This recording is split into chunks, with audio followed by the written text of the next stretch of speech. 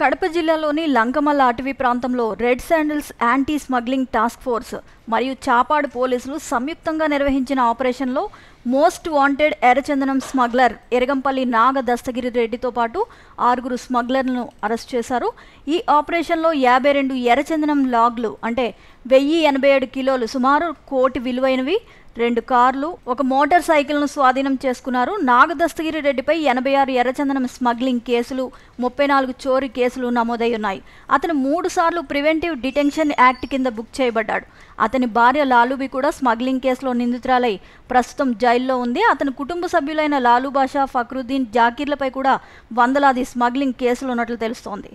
ఈ స్మగ్లింగ్ ఆపరేషన్లో ఢిల్లీకి చెందిన కింగ్ పిన్ సలీం, హైదరాబాద్కు చెందిన హవాలా ఆపరేటర్ విక్రమ్ సింగ్ సోలంకితో సంబంధాలు ఉన్నట్లు విచారణలో తేలింది. సోలంకి ఇటీవలే అరెస్ట్ అయ్యాడు. ఈ ఆపరేషన్ ఎర్రచందనం స్మగ్లింగ్ నెట్వర్క్కు గట్టి దెబ్బతీసినట్లు కడప ఎస్పీ ఈజీ అశోక్ కుమార్ తెలిపారు.